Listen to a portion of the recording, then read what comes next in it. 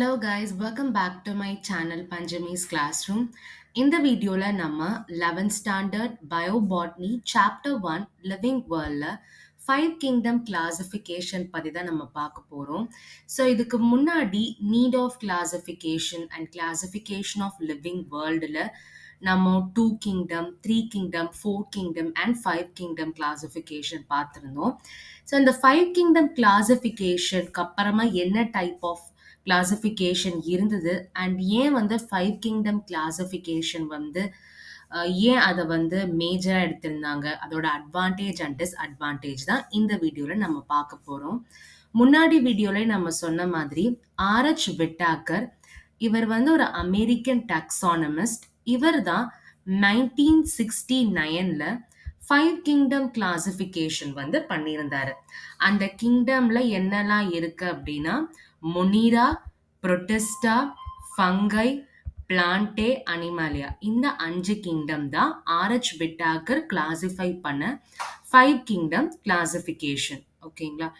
இதுல வந்து எதை பேஸ் பண்ணி பண்ணியிருக்காங்கன்னா செல் ஸ்ட்ரக்சரை பேஸ் பண்ணி thallus organisation, mode of nutrition, reproduction and phylogenetic relationship.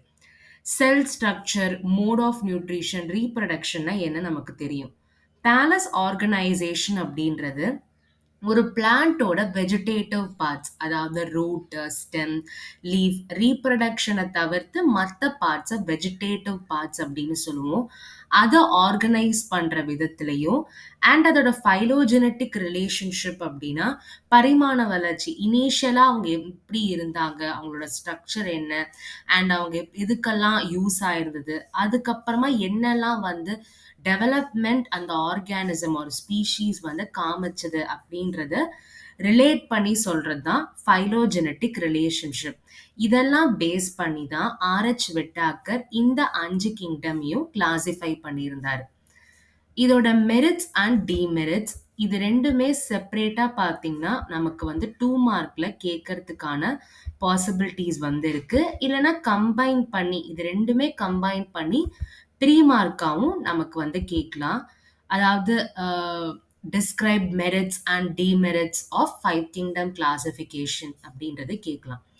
Merits என்ன அப்படின்னா எப்படி நம்ம கிளாசிஃபை பண்ணியிருந்தோம் அப்படின்றத நம்ம அதிலே சொல்லியிருந்தோம். ஒரு செல் ஸ்ட்ரக்சரை வச்சோம் அண்ட் தாலஸ் ஆர்கனைசேஷன் வச்சோம். இதெல்லாம் பேஸ் பண்ணி கிளாசிஃபை வந்து பண்ணியிருக்காங்க. இது ஒரு advantage. And mode of nutrition, ஆட்டோட்ராஃபிக்கா, ஹெட்டிரோட்ராஃபிக்கா, அதெல்லாம் நம்ம டீட்டெயிலாக நம்ம பார்ப்போம். அதெல்லாம் பேஸ் பண்ணி கிளாசிஃபை வந்து பண்ணியிருக்காங்க. அண்ட் இந்த 5 கிங்டம் கிளாசிஃபிகேஷன்ல ஃபங்கைன்னு பார்த்தீங்கன்னா தனி கிங்டமா அவங்க கன்சிடர் பண்ணியிருக்காங்க. பிளான்ட்ஸ்ல இருந்து செப்பரேட் பண்ணி தனியா ஒரு கிங்டமா ஃபங்கையை வந்து கன்சிடர் பண்ணியிருக்காங்க. நெக்ஸ்ட் ஒரு ஆர்கானிசமோட ஃபைலோஜெனி, அதாவது எவல்யூஷனரி ரிலேஷன்ஷிப், பரிமாண வளர்ச்சி, அதை பத்தியும் இதை பேஸ் பண்ணி பிரிச்சிருக்காங்க. அண்ட் அது மூலமா அதை கிளாசிஃபை பண்றது மூலமா நம்மளால ஈஸியா வந்து எவல்யூஷனரி ரிலேஷன்ஷிப் அண்ட் டெவலப்மெண்ட்டை ஈஸியா நம்மளால தெரிஞ்சுக்க முடியுது. இதுதான் 5 கிங்டம் கிளாசிஃபிகேஷனோட மெரிட்ஸ் ஆர் பெனிஃபிட்ஸ் ஆர் அட்வான்டேஜ்னு சொல்லலாம். டிமெரிட்ஸ் என்ன அப்படின்னா kingdom Monera and kingdom Protista, இவங்க 2 பேருமே பார்த்தீங்கன்னா ஆட்டோட்ராஃபிக் அண்ட் ஹெட்டிரோட்ராஃபிக் ஆர்கானிசமா இருக்காங்க. செல் வால் லேக்கிங், அதாவது செல் வால் இல்லாத ஆர்கானிசமும் இருக்கு, செல் வால் இருக்கிற ஆர்கானிசம்ஸும் இருக்கு. இப்படி எல்லாமே இருந்தும் இந்த 2 குரூப்பையும் நம்ம ஹெட்டிரோஜீனஸ் குரூப் அப்படின்னு சொல்றோம். அதாவது இப்போ ஒரு கிங்டம்குள்ளேயே நிறைய கிளாசிஃபிகேஷன் இருந்தாலும் அதுல இருக்கிற எல்லா ஆர்கானிசமுமே ஒரே கிங்டம் கேட்டகரியில வச்சிருக்கிறதுனால 5 கிங்டம் கிளாசிஃபிகேஷன்ல டிஸ்அட்வான்டேஜா நம்ம இந்த பாயிண்ட் எடுத்துக்கிறோம். அண்ட் இந்த சிஸ்டம்ல பாத்தீங்கன்னா வைரஸை வந்து இன்க்ளூடே பண்றது இல்ல. வெறும் புரோட்டிஸ்டா, ஃபங்கை, பிளான்டே, அனிமாலியா இந்த 5த்தையும் தான் நம்ம கன்சிடர் பண்றோம். வைரஸை வந்து நம்ம 5 கிங்டம் கிளாசிஃபிகேஷன்ல கன்சிடர் பண்றது இல்லை, அதாவது இன்க்ளூட் பண்ணல. அந்த ஒரு ரீசன்னால இது வந்து 5 கிங்டம் கிளாசிஃபிகேஷன்ல டிஸ்அட்வான்டேஜ், டிமெரிட்ஸா வந்து கன்சிடர் பண்றோம். இதுதான் பார்த்தீங்கன்னா five kingdom classification.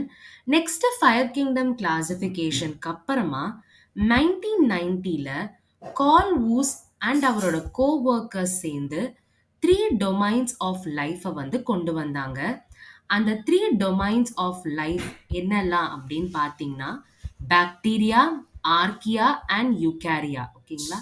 Bacteria, archaea and Eukarya, இதுதான் வந்து three domains of life. List three domains of life அப்படின்னு கேட்டாங்கன்னா இந்த 3 பாயிண்ட், இந்த 3 நேம் எழுதினா போதும். இதை வந்து கண்டுபிடிச்சவர் வந்து கால் ஊஸ் அண்ட் அவரோட கோவொர்க்கர்ஸ் 1990ல. இது வந்து இம்பார்ட்டண்ட்டான 1 மார்க். எதை பேஸ் பண்ணி இந்த 3 டொமைனை பண்ணாங்க அப்படின்னா rRNA nucleotide sequence, lipid structure of the cell membrane. rRNA இது வந்து பார்த்தீங்கன்னா அதாவது நியூக்ளியஸ்குள்ள இருக்கிற டிஎன்ஏ, ஆர்என்ஏ அந்த மாதிரி நியூக்ளிக் ஆசிடை பேஸ் பண்ணியும் செல் மெம்பரேனில் இருக்கிற லிப்பிடோட ஸ்ட்ரக்சரை பேஸ் பண்ணியும் இந்த 3 டொமைன்ஸ் ஆஃப் லைஃபாக பிரிச்சிருக்காங்க. அண்ட் அதுக்கப்புறமா 6 கிங்டம் கிளாசிஃபிகேஷன் வந்து நடந்திருக்கு. 5 கிங்டம் கிளாசிஃபிகேஷன் ஆர்ஹெச் விட்டாக்கர் பண்ணதுக்கு அப்புறமா 1990ல 3 டொமைன்ஸ் ஆஃப் லைஃபா கால் ஊஸ் அண்ட் அவர் கோவொர்க்கர்ஸ் பாக்டீரியா, ஆர்கியா, யூகாரியான்றதை கண்டுபிடிச்சிருக்காங்க. நெக்ஸ்ட் 1998ல தாமஸ் கெவாலியர் ஸ்மித், இவர் தான் 6 கிங்டம் கிளாசிஃபிகேஷன் வந்து பண்ணியிருந்தாரு. இதுல அவர் என்ன பண்ணியிருக்காரு அப்படின்னா கிங்டம் மொனீராவை 2ஆ பிரிச்சிருக்காரு. ஒன்று ஆர்கி பாக்டீரியா, இன்னொன்று யூ பாக்டீரியா. அதாவது 5 கிங்டம் கிளாசிஃபிகேஷன்ல எதை நம்ம டிஸ்அட்வான்டேஜா கன்சிடர் பண்ணோமோ அது வந்து 6 கிங்டம் கிளாசிஃபிகேஷன்ல அதை ஸ்பிளிட் பண்ணி ஆர்கி பாக்டீரியா அண்ட் யூ பாக்டீரியாவா கிங்டம் மொனீரா வந்து ஸ்பிளிட் பண்ணியிருக்காரு. நெக்ஸ்ட் 2015ல ரிஜாரியோல பார்த்தீங்கன்னா 7 கிங்டம் கிளாசிஃபிகேஷன் வந்து கிளாசிஃபை பண்ணவர் ரிஜீரியா அண்ட் நிறைய சயின்டிஸ்ட் வந்து இருக்கிறதுனால தான் எட் ஆல் அப்படின்னு நம்ம மென்ஷன் பண்ணுறோம். அண்ட் இவங்க வந்து 2015ல 7 கிங்டம் கிளாசிஃபிகேஷன் வந்து பப்ளிஷ் பண்ணியிருந்தாரு. தாமஸ் கெவாலியர் ஸ்மித் பண்ண 6 கிங்டம் கிளாசிஃபிகேஷன் பேஸ் பண்ணி இந்த 7 கிங்டம் கிளாசிஃபிகேஷன் வந்து பண்ணியிருந்தாங்க. இதுல 2 சூப்பர் கிங்டம் வந்து இருக்கு. அதோட நேம் வந்து ப்ரொகாரியோட்டா அண்ட் யூகாரியோட்டா. இதுதான் வந்து பார்த்தீங்கன்னா 7 கிங்டம் கிளாசிஃபிகேஷனோட 2 சூப்பர் கிங்டம். ப்ரோகாரியோட்டால 2 கிங்டம் வந்து இருக்கு. அதோட sub category archaebacteria and eubacteria. And யூகாரியோட்டால Protozoa, Chromista, fungi, Plantae and Animalia. இல்ல புரோட்டோசோவா, ஃபங்கை, பிளான்டே, அனிமாலியா இதெல்லாம் நமக்கு தெரிஞ்சது தான். அண்ட் ஆர்கி பாக்டீரியாவும் யூ பாக்டீரியாவும் மொனீராவோட கிளாசிஃபை பண்ண ஒரு கிங்டம்ஸ் தான். இந்த குரோமிஸ்டான்றது ஒரு புது கிங்டம். இந்த குரோமிஸ்டால பார்த்தீங்கன்னா எல்லா ஆல்கேவையும் இன்க்ளூட் பண்ணியிருப்பாங்க. அந்த ஆல்கேக்கு வந்து குளோரோபிளாஸ்ட் இருக்கலாம், குளோரோஃபில் ஏ, குளோரோஃபில் சி, அது மாதிரி கலர்லெஸ் ஆல்கேஸும் இருக்கலாம். அது எல்லாமே பார்த்தீங்கன்னா இந்த குரோமிஸ்டா கிங்டம்ல தான் பண்ணியிருந்தாங்க. பேசிக்கா சொல்லணும்னா ஆல்கேல இருக்கிற எல்லா கைண்ட் ஆஃப் ஸ்பீஷீஸுமே கிங்டம் குரோமிஸ்டா கேட்டகரியில பண்ணிட்டாங்க. அது எக்ஸாம்பிள் தான் டை ஆட்டம், பிரவுன் ஆல்கே, கிரிமாட்டோமோனாட்ஸ், ஊமைசிட்ஸ். இது எல்லாமே குரோமிஸ்டா கிங்டம்ல கிளாசிஃபை பண்ணி அந்த கேட்டகரிக்கு கீழே தான் இருக்கு. ஸோ 6 கிங்டம் கிளாசிஃபிகேஷனை பண்ணவர் தாமஸ் கெவாலியர் ஸ்மித். இவர் வந்து 1998ல கிங்டம் மொனீராவை 2ஆ கிளாசிஃபை பண்ணி ஆர்கி பாக்டீரியா அண்ட் யூ பாக்டீரியாவா பிரிச்சு 6 கிங்டம் கிளாசிஃபிகேஷனா பண்ணியிருந்தாங்க. 2015ல ரிஜாரியோன்ற சயின்டிஸ்ட் மட்டும் இல்லாம நிறைய சயின்டிஸ்ட் சேர்ந்து 7 கிங்டம் கிளாசிஃபிகேஷன் ரீசெண்டா வந்து பப்ளிஷ் பண்ணியிருக்காங்க. அதுல 2 சூப்பர் கிங்டம் வந்து இருக்கு, ப்ரோகாரியோட்டா அண்ட் யூகாரியோட்டா. ப்ரோகாரியோட்டாக்கு கீழே பார்த்தீங்கன்னா archaebacteria and eubacteria. யூகேரியோட்டாக்கு கீழே பார்த்தீங்கன்னா Protozoa, Chromista, fungi, Plantae and Animalia. So Protozoa, fungi, Plantae, Animalia இது எல்லாமே முன்னாடி கிளாசிஃபை பண்ணது தான். பட் குரோமிஸ்டா அப்படின்றது ஆல்கே ஸ்பீஷீஸ் எல்லாமே கிங்டம் குரோமிஸ்டா கேட்டகரிக்கு கீழே கொண்டு வந்திருக்காங்க. இந்த 7 கிங்டம் கிளாசிஃபிகேஷன் பார்த்தீங்கன்னா தாமஸ் கெவாலியர் பண்ண 6 கிங்டம் கிளாசிஃபிகேஷனை பேஸ் பண்ணி உருவானது தான் இந்த 7 கிங்டம் கிளாசிஃபிகேஷன்.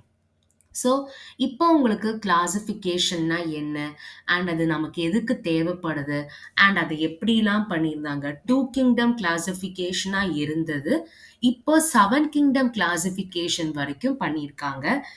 ஸோ இந்த டாப்பிக்ல ஏதாவது டவுட் இருந்ததுன்னா மறக்காம கமெண்ட் செக்ஷன்ல போஸ்ட் பண்ணுங்க. இல்லை நான் வீடியோ பண்ணும்போதே பார்த்தீங்கன்னா உங்களுக்கு எதெல்லாம் 2 மார்க் 3 மார்க் 1 மார்க் கேட்டகரி வரணுன்றத நான் சொல்லியிருப்பேன். அண்ட் ஹைலைட் பண்ண எல்லா விஷயமுமே பார்த்தீங்கன்னா ரொம்ப இம்பார்ட்டண்ட்டான பாயிண்ட்ஸ். அண்ட் இந்த டாப்பிக்கை பொறுத்த வரைக்கும் நிறைய 1 மார்க் கேட்டகரி வந்து நம்ம எக்ஸ்பெக்ட் பண்ணலாம். 1 மார்க் அதாவது யார் வந்து கிளாசிஃபை பண்ணாங்க, அந்த கிளாசிஃபை பண்ணதுல எதெல்லாம் இருக்கு அப்படின்ற மாதிரி கண்டிப்பா வந்து கொஸ்டின்ஸ் வந்து கேட்கறதுக்கு பாசிபிலிட்டிஸ் இருக்கு. ஸோ இந்த டாபிக்ல ஏதாவது டவுட் இருந்ததுன்னா கண்டிப்பா கமெண்ட் செக்ஷன்ல சொல்லுங்க. அண்ட் இந்த வீடியோ உங்களுக்கு பிடிச்சிருந்தா லைக் பண்ணுங்க, உங்க ஃப்ரெண்ட்ஸ்க்கு ஷேர் பண்ணுங்க. And NCERT line by line series class 11 and class 12 NEET biology daily upload பண்ணிட்டு இருக்கோம். நீங்க நீட்டுக்கு ப்ரிப்பேர் பண்றதா இருந்தீங்கன்னா கண்டிப்பா அந்த வீடியோஸ் ரொம்ப யூஸ்ஃபுல்லா இருக்கும். அண்ட் கம்யூனிட்டி டேப்ல NEET important MCQ or previous year கொஸ்டின்ஸும் அப்லோட் பண்ணிட்டு இருக்கோம். அதுக்கும் உங்க ரெஸ்பான்ஸை வந்து காமிங்க. தேங்க்யூ.